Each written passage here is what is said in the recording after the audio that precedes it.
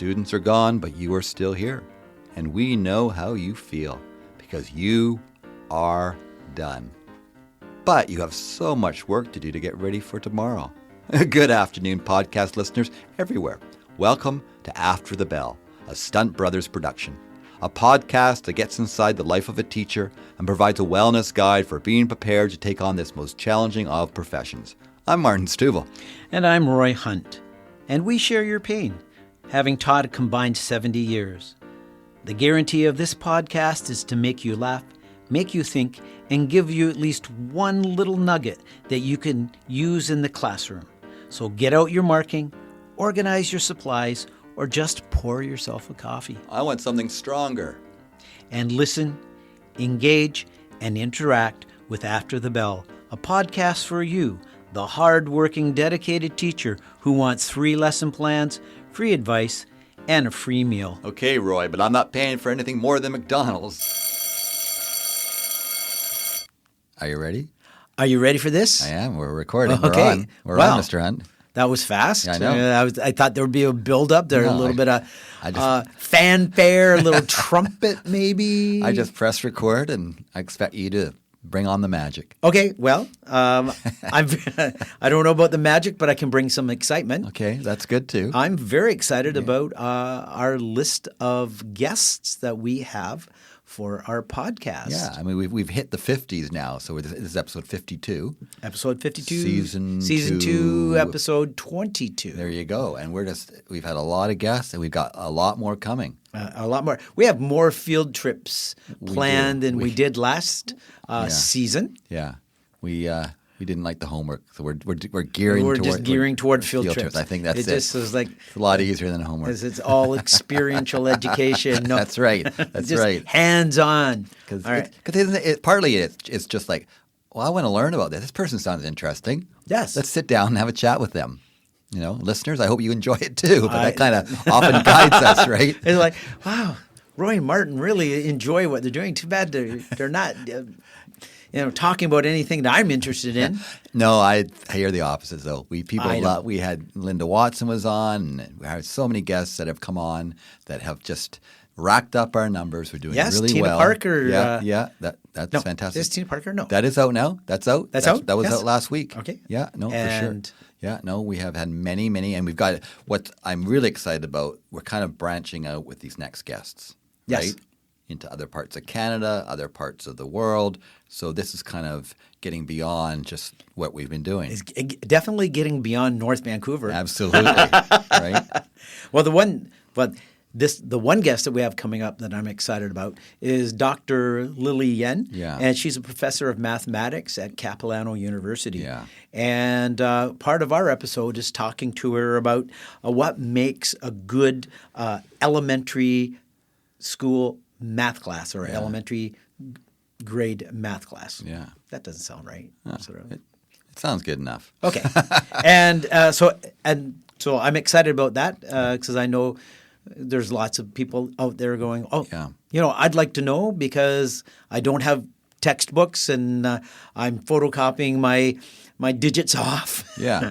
And that's just a part of our way of helping teachers, Yeah. right? And that's why I kind of like we have Dr. Misty Patterson. We have a lot of doctors coming. A lot of doctors. We've had a few. Dr. Brad Baker, Dr. Pius Ryan, just added another PhD. It makes me feel, wow, I'm surrounded by all these intelligent people, right? But Dr. Misty Patterson, who really kind of gets to the heart of helping teachers, and she just completed a PhD that explores an arts-based approach that acknowledges the stress, anxiety, and fatigue related to the emotional labor of teaching. So that is why I think having her as a guest that will be on in the next few weeks is fantastic. That's a mouthful, too. I know. A lot of information. There you go. No, we have others. We said That's right. there's at least 4 more coming. So those are 2. We have someone who has just written a book. Okay. Lisa Bayless. Right. And she wrote a book, Self-Compassion for Educators. Yeah. And I've read the book Yeah. and enjoyed it quite a bit. And what's amazing is actually being able to talk to the author about the book. Yeah. And she has graciously said that she would come on our podcast. And I like it because our aim is to have this episode out because we know North Van is holding a conference with Lisa as a keynote speaker, she's doing workshops. So hopefully this episode will come out the week before, where people can get a chance to hear the podcast, learn more about Lisa, read her book, get involved in the book club that they have going in North Van on this topic. So another great guest. Yes. And then we've connected with another podcaster, Tim Cavey, who has this really great podcast called Teachers on Fire. He's from Surrey, and he is just a great collector of people around North America, I find. And he has some amazing guests. Yeah. And then I actually, we were thinking there was 4, but we also have Andrew from Walled Gardens is coming on too. Yes. So I can't wait for that. Yeah. So it's going to be – we've been looking to have a guest on to kind of talk about technology in the class and looking at, kind of the history, even when cell phones first came in, now AI. Have we jumped too quickly onto it? And are there kind of some worrisome signs that this may not be the best thing in all cases? And not to say I don't think he in any way is anti-technology, but he really provides great insight into some things we need to think about and what schools really are. And he has this concept called walled gardens that I won't go into now, but I think it's a beautiful metaphor for what our schools should be. Nice. There you go. So yeah, that's it. That's exciting. It, man. Are we done? We're done. Episode's over. That was short. I know. I wish we were done. I'm kind of you're a little under the weather. You're looking a little I got some tired achiness as I speak towards you with my gosh. my spit flying in your direction. Doesn't that make you feel? You should have taken a day off. I know. I should have called it. It's too hard though. Too sick to teach. Remember we did an episode, Too Sick to Teach? Too sick to podcast. Clearly. So if you're not doing too well next week, maybe we know why. But I think you already had a little something. So I had something. So I'm going to blame this on you. So, go ahead. Yeah. You can try it. My wife had it because she's a teacher. Like everyone's sick. So listeners are just going, thank God he got something, right? Yes. He can now feel our pain, what it's feel like the pain. being in the classroom. Try to teach when you're not feeling 100%. Exactly. But I am in a bit of a fog. I am in a bit of a fog today. So listeners and Roy sitting across from me, be kind. That's right. right. Slip up if I'm not quite as sharp as I usually am. Well, okay. But then fog is actually the word of, I'm going to say the word of the week. Yeah. Because we have had marine fog, unbelievable. 7 days, at least 7 days real in a row. inversions going on. So it's like the atmosphere has been flipped around. So not a cloud in the sky. Yeah. And this thick marine fog on the water. In the morning, it's eerie. You can look out onto Vancouver and see the city floating on clouds. Yeah. It is pretty amazing. You know Joanna Wagstaff? Yes, she's the meteorologist for CBC, but she actually lives in North Van. And she was just talking about how it's this stuff flipping of the atmosphere, really, right? So down here we have the clouds, coolness, and then above it, it's very warm, and you just look at the mountains. Well, and the snow is melting on the mountains. There was a lot of snow there a few weeks ago, and now it's gone. Yeah. But this fog is also unusual because it's really low down. Like in North Van, we've been in sun, where if you're in downtown Vancouver, it's been this fog, this fog. It's been quite warm. But 10, 11 degrees. Yeah, but I don't know if it's that uncommon. I'm not sure. I do remember last year at this time, I was at Porto Cove, and there was fog rolling in.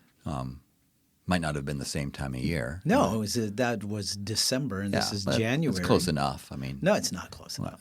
I need some more information. I want some data. Oh my gosh! About when the fog, how many foggy days we've had. Go to Environment Canada and get your data. data, right? Yeah, I want data. You say data, I say potato. Say data. Let's cut the whole thing off. I want that to be able to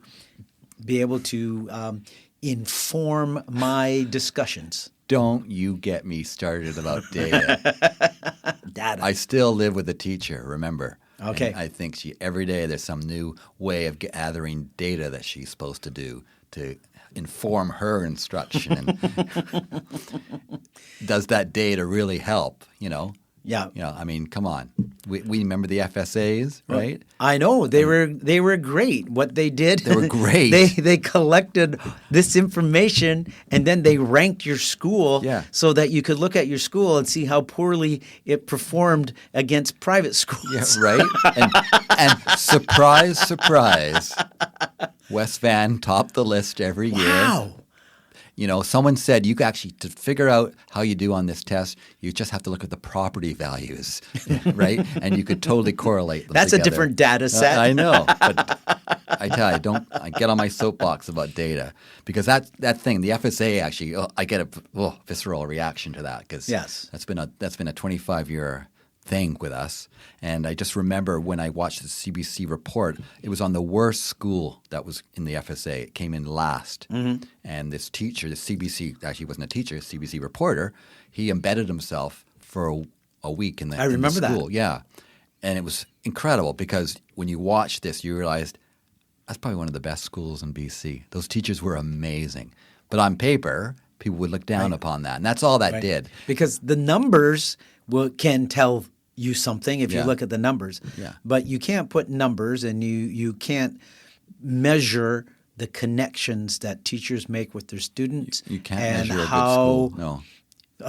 How do you put a number on joy? How do you put a number on feeling part of something and feeling connected and feeling happy and a number on providing a meal school to students that were hungry that day, right? Yes. Those are all the things that those teachers were doing. So it just shows you, does that really represent anything? And did those FSA tests, did that data ever make things better in a school? Did it ever provide more resources to support those teachers? I think that's what we need to kind of dive into this episode. I think so too. Data, does it help us? Does it help? Does it just confuse us? Does it just make people feel that they're a bad teacher? Or does it actually provide support for the class? And like a lot of episodes, we'll dive into it. We want you to, have a reaction to this. Agree or disagree, go onto our website, stuntbrothers.ca. We have a blog. I've actually blogged about this very episode. Feel free. Give us your opinion. Send us an email, stuntbrothersrm@gmail.com. Tell us what you think about this. Maybe you're a real advocate of data, and when you listen to this episode, you want to have a little opinion, and we will share that opinion. Well, and I'd love if someone's going to share an opinion, then share an opinion about how you've seen the use of data in a positive way. Yeah, because we're just talking heads now. We just get to say whatever we want. No consequence. It's quite wonderful. Yes. So let's listen for the sound that will tell us it's the nugget time. The nugget. Oh, yeah. We haven't done the nugget for a while. We have not done this for a while. So wait for the sound and then we'll move on. There's that sound, the nugget sound. That's the sound of the nugget. That's the takeaway, something is. that you can use in your classroom to improve your teaching. Yeah. And if you can't, just collect some more data. Yes. And figure out what to do. But we're on to this topic, I think. We know teachers are overwhelmed with data, and we know teachers collect data all the time. And when they see a concern, they bring it up. Well, in North Van, we have school-based resource team meetings. So there are places when they have a student, they want to get support. But there is kind of a push. We had to push away from data, I think. But now it seems when I say data, I don't mean the teacher themselves collecting their data. It's more ministry data, outside data. Outside. So we actually asked teachers, our listeners, to send us an email and let us know at Stunt Brothers RM. That's Stunt Brothers Roy R. That's M me. for Martin That's at you. gmail.com. So stuntbrothersrm@gmail.com. It's a place. If you ever want to reach us about anything or have a question or want to appear on the podcast with a thought, this is your chance. That's your place to go. There's other places you can post stuff too, but that's just one other avenue to contact the Stunt Brothers. So we asked and we asked and we received. We received. We did. Thank you, listeners, for giving us some information so that, we just don't have to hear ourselves talking. Exactly. So we're going to let's share some of these. All right. Yes. So this is from Richard, and Richard says, I think it's good to have data, but equally important is knowing how to use it to guide your instruction. Otherwise, it's not helping you, the kids, or the school. And I think Raymond kind of echoes that a bit. He said, I'm a little bit of a counter here. It is what you do with the data that matters. We are having our science students take a test where we gauge their abilities on a task so we can create a goal for the year to help them out. Nothing wrong with that. On the other hand, though, excessive use of data collection and doing nothing with the data needs to stop. So it's finding that balance, I think. What else do you have? And this is from Tom. And one of the questions was, why do we use data anyways? Yeah, And okay. he said it's because data is quantifiable, and only quantifiable information can be measured. There are no metrics to determine the quality of a relationship. Okay. And then Sasha said, we seem to get away from too many tests when we ended government exams, but now all this burden seems to be on the primary years. And that's what I'm hearing. Like in BC, we used to have government exams in grade 10, 11, 12. They just have a few now for grade 12, and I think this is an English thing for grade 10. But there's a push of more and more data collecting in – see, actually, have you noticed? I go back – data. I don't know which way. Yeah, you got me onto this. I just think of data because of Star Trek, right? Yes, data. I bet you do. He wasn't data. He was data. So, he was data. Anyway, we are pushing it on the primary years, and I think it comes from a good place. It's wanting to know where kids are at when they're just starting school, because that's where you can help kids. Yes. Right? Totally get that. But what does it bring?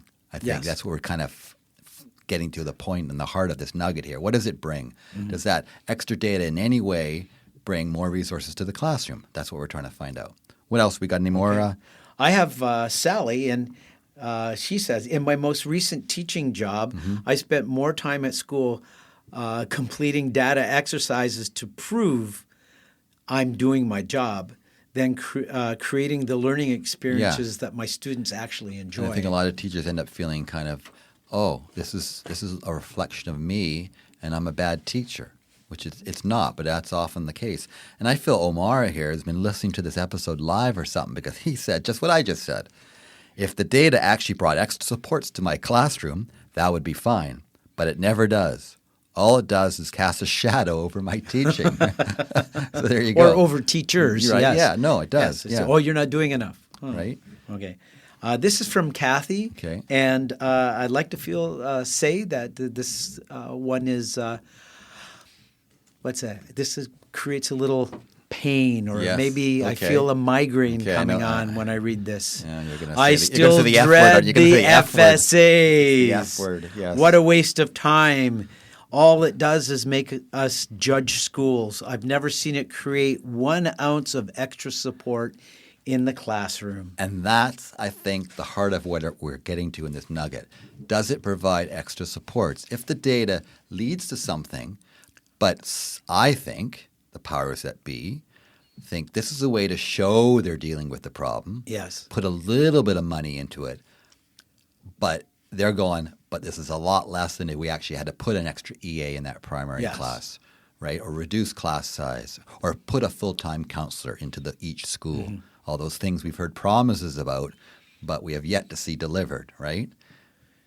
The idea that we do the FSAs I think it used to be later in the year. Now it's earlier. I think it's around October now. Yes, yeah. You're just starting to get your class kind of the gel together just to work. Because we have a lot of listeners outside of BC, and the FSAs are the Foundation Skills Assessment, and it's done grade 4 and grade 7. Used to be done in grade 10. The grade 10s, they realized, did not take this seriously at all. So they made them have a government exam. So it counts for something, right? Yes. But yes, so the timing has changed. The timing has changed. There are a few things I found about it, that the tests for the grade 7s or for the grade 4s, because those are the two grade groupings that are tested, that the way the tests were written actually created a lot of stress for the students, especially the grade 4s. Think about the grade 4s. Yeah. They were in primary. Now they're in the beginning of an intermediate class. Some of the math skills that were asked, it was almost like you had to teach before the FSAs were provided, so that your students could have some success. Right. And then in the end, when your first report card comes out in the first term, just before Christmas, the FSAs are marked by that time and sent home with the students. Yes, and the problem with that is it goes home at the same time as the report card. Yes. So to a parent, and I don't blame them, they don't understand, that FSA has equal weight to that report card that the teacher spent hours and hours doing and collecting their own hours of data, right? The report card that the families have to go online, remember a password, and then print off to show their kids, Yeah. or for them. Yeah. But what comes home first? Something that's already printed off. Yeah. And I've often had parents contact me and say, "Well, why did my son or my daughter do so poorly on the FSA?" Yeah. And we then have to defend it and A test that I didn't write. Yeah. Test that none of the. I would say there's no test like that given throughout the school year. No. And all I would say is it's just a snapshot at that moment on that day. My report card is a far larger snapshot. Yes. It took many more pictures. So I think you need to trust my report card more than that one little test. Mm-hmm. And I remember even actually I was a grade 7 teacher at a school, and this other grade 7 teacher came in and she said, "You got to come and help me. There's a parent just yelling and screaming at me." And it was about the FSAs. Mm-hmm. And he was, I guess their child had done minimally meets or whatever. It was a lower level. And this child was a child getting A's and doing very well. And he just couldn't believe that this was happening. And so I came in, and he was just belligerent, actually. Mm-hmm. And there was some misogyny going on, I tell you, because it was a female teacher. So that's another episode. But he was just over the top about how, this test, I run a business, and this clearly is showing how poorly she's done. I said, it's just a snapshot. And I said, you come see me. I said, because I actually taught that child. We did some platooning. So I said, she's going to do great in grade 8, right? She's an A student. Mm-hmm. Come to me next year, I said. If you go and at school you find that you're getting a report from those grade 8 teachers that she's not doing well, you come down and you say to me, "I told you so." Mm-hmm. I never saw that man again, right? Yeah, because she did just fine. Well, and I can remember initially they started posting or ranking the schools based on the FSA results. I don't think they do now. Or do they? Yeah, but I haven't. Yeah, you're right, because the Fraser Institute would release them, and then the newspapers would always. Yes. Well, I haven't seen that, and I think maybe the current government was able to get that, so that doesn't happen anymore. Because I could remember, being at my school, a community school, our teachers working really hard in creating a great environment for our students to learn. You could walk into school and you would see amazing things happen. Mm-hmm. And I remember looking at our results, and we were in the bottom, I'm going to say the bottom 10, possibly, of all schools in BC. Oh, wow. Okay. And I could remember like the staff being so deflated. Demoralized, right? Demoralized Absolutely. about, say like, what? How could we knew our students were struggling. And we're working so hard to support them. That they needed assistance. That's why we were working so hard with them. Yeah. But to have that sort of pushed into your face, and I'm sure many schools in BC that were in the lower end of the rankings saw their student populations drop. Yes. And those schools that performed That's exactly well what happened. Had more students, a greater student increase, especially population. When the boundaries became more fluid, right? You could cross boundaries. And private schools being at the top. I remember talking to a friend and having a very heated conversation because they were looking for a new house, right? Mm-hmm. And they were looking in this certain area, certain school, and they said, "Oh, I looked at the FSAs, and that school isn't doing very well, so it can't be a very good school. We want to move there." And I go, "Have you been in the building? Have you walked around, right?" Just because on paper the FSA says this, to really know what a school is like, you got to open the front door, look at those teachers. You get a vibe right away. Oh, yes. What's the administrator like when they greet you? What's the office like? What does it look like? Are there happy kids? Do teachers look full of life and vibrancy, right? You sense it right away. And sense of joy FSAs, in school. There's some data that does not give you any indication of that. So this is why I think we've hit this topic quite heatedly, right? And we want to get to the nugget, right? And the nugget, yes. Well, I think as I said before, data is only useful if it leads to action. And most of the time, it doesn't. It doesn't. If it provides that extra counselor to your school, that extra EA in your class, then of course, this is important data. Yes. But when it's just data for data's sake, which I think more and more teachers are seeing as something else on their plate, that plate is full, they become demoralized, and they just become exhausted. And that's what we're seeing in this profession. Yes. So data for data's sake, no good.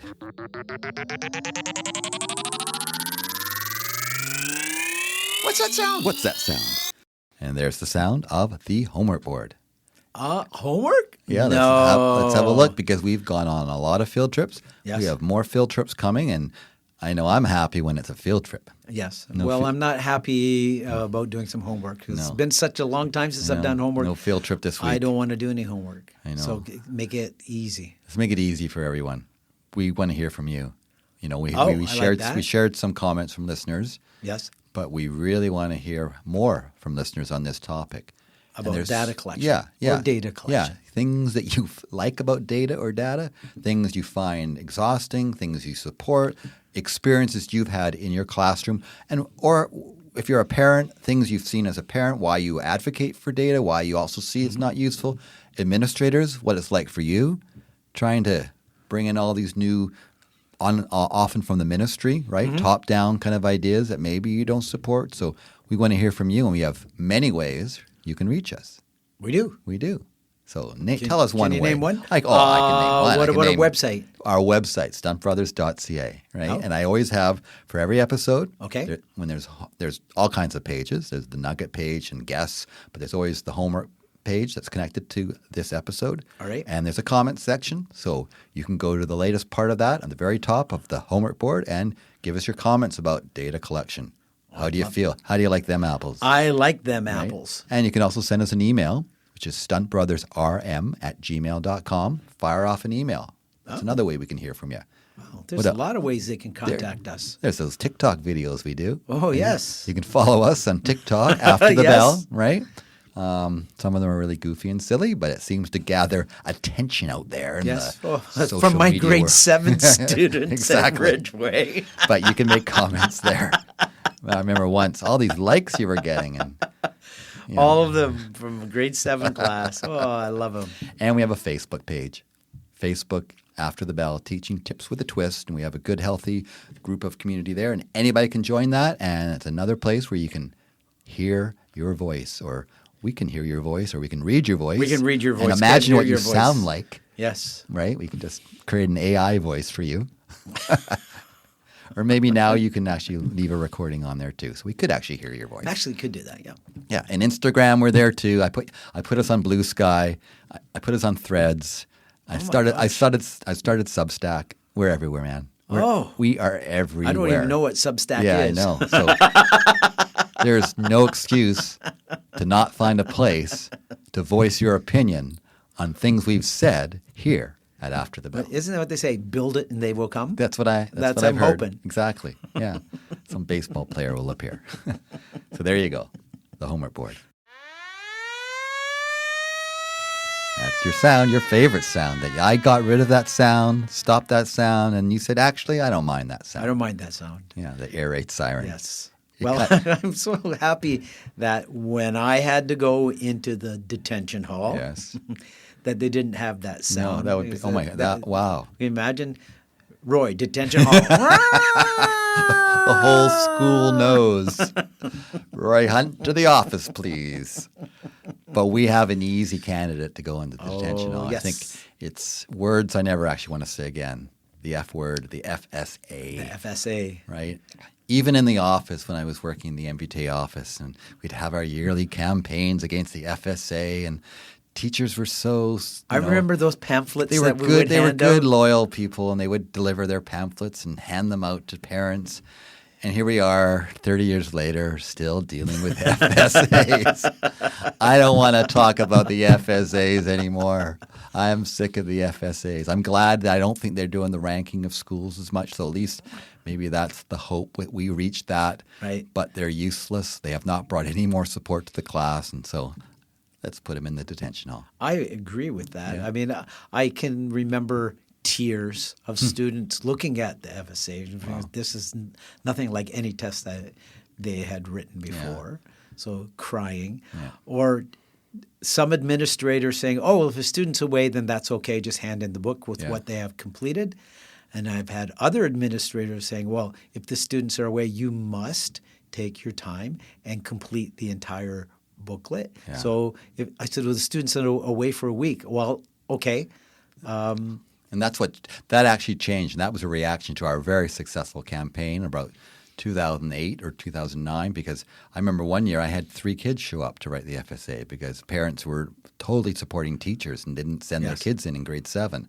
And so I guess the board got onto that. Administrators were then tasked with the job of, no, you find those kids, you call them at home. Can you imagine parents saying you don't have to write it? Yeah. The student making the executive decision not to write it, and then an administrator coercing them into writing it. I know. For something that's useless. The energy for that administrator to have to give out. Yeah. Put it in the hall. Yeah. Lock the door. There you go. It's gone. We shall never utter those words again. It'll be like Voldemort, right? That test that shall not be named.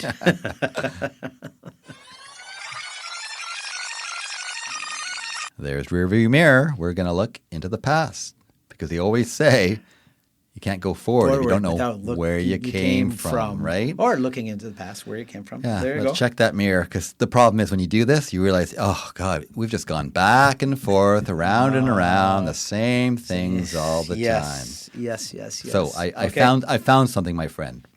I found an article from the Vancouver Sun from 2008 that I want to share with listeners. Okay.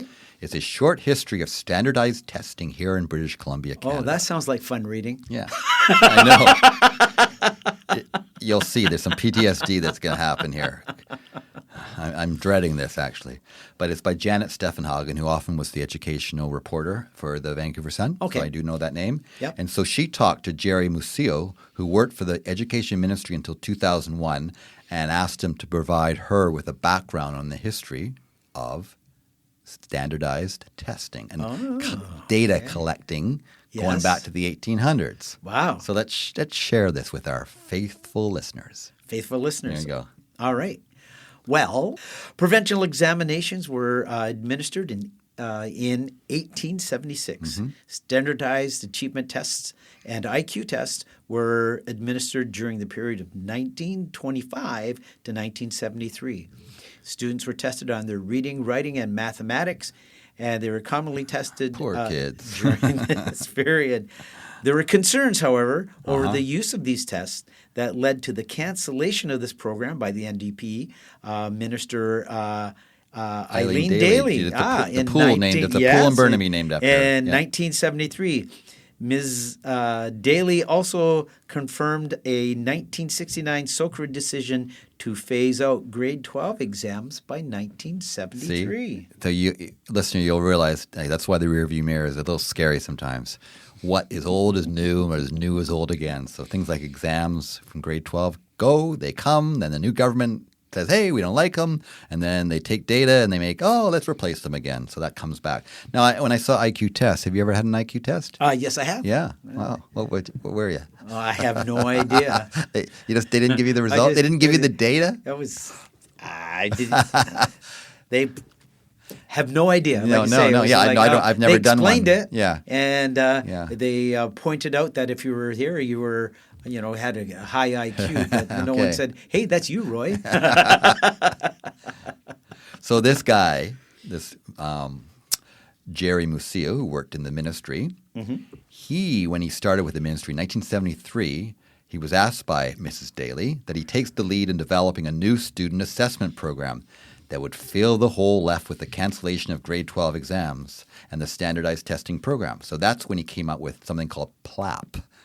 That's a great name. It was the Provincial Learning Assessment Program. Right? PLAP and PLOP. Exactly. It was established in 1975 for grades 4, 8, and 12 for a number of years. And I believe it was just kind of a random sampling where they would get a sense. Which is a great idea. Yeah, it wasn't every student with the results being sent home. It was just going, our grade 4 and 8, 12 students, they're doing well in reading and writing and arithmetic. And then when grade 12 exams were introduced in 1984, there's some PTSD there because that was my first, I was the grade 12 student in 1984. Oh, a guinea pig. At Sutherland, yeah. 50% of the mark for an exam that never existed before you couldn't study from. 50% by the education minister called Bill Van der Sam, who became premier. Because he always said, I want to teach these kids how to write English good. Write English good me. Yeah. So Platt was shifted to grades 4, 7, and 10, and the rest of us had to suffer with government exams that came back. There you go. Well, as part of SOCRED government's efforts to restore confidence in the public school, right? Because we know people don't have confidence in public schools. We need to have exams. Yeah. So there was a grade 12 exams were reintroduced in 1984. School results were issued, although I can't recall if they were made public or not. Yeah, and I don't think they were. I think there's some information later that will show that, right? Yeah. Because that clearly, I don't think at the time, I don't remember any ranking of the schools or anything that came out. Yeah. But then this gentleman, he was asked to take the lead in meeting with stakeholders in developing the I'm sorry. Would you let me put my hand on your shoulder? The FSA. I thought we put that in the detention hall. I wouldn't have to say it again. So this gentleman, Jim here, he's the one that I need to you need to talk put to. in the detention hall. He developed the FSA. He said the major difference between PLAP and FSA, we need to do a whole episode in acronyms. I think we did maybe once, right? There's nowhere that has as many acronyms as education. It gets tiring. So he said the major difference between PLAP and FSA and PLOP and FIZ were 1, tests in reading, writing, and math would be administered every year. Nice. By the 1990s, PLAP was used sporadically. Individual student results would be reported and issued to parents. The production of school results, as noted earlier, was not new to FSA. It had been done by PLAP, but there's a big however. There is a however in there. However, what was new at this time was the FOI, or the Freedom of Information legislation. That was brought in, yeah. That was brought in, and it enabled outside agencies, i.e. the Fraser Institute, the dreaded Fraser to Institute, extract student testing data and produce new sets of statistics for the public and influence public discussion. That's what it is. It was discussion, right? This is a crappy school. Yeah. This pushed the ministry to begin displaying school-by-school data on its website. And that was where the beginning of the end was. Yeah, I think this should be the end. I don't want to say this. I thought we were done with FSAs. Now I have to end this episode. I'm feeling even more under the weather now. I'm even more in a fog than I was at the beginning. I've now discovered the gentleman who's responsible for the FSA. I don't know. Don't know where this data got me. Is it going to give me some more support? Because I need support right now, my friend. You need support? And I find the data we uncovered today is not providing the supports I need. I don't feel like it's adding anything to me. I think we're all done for the episode. That's a good sound and a good place to end episode 52 of After the Bell. Till next time. This podcast is organic, taking shape with each episode. Building resiliency for teachers everywhere. That sounds great. And our website is stuntbrothers.ca. That's stuntbrothers.ca. We will chat again. After the bell.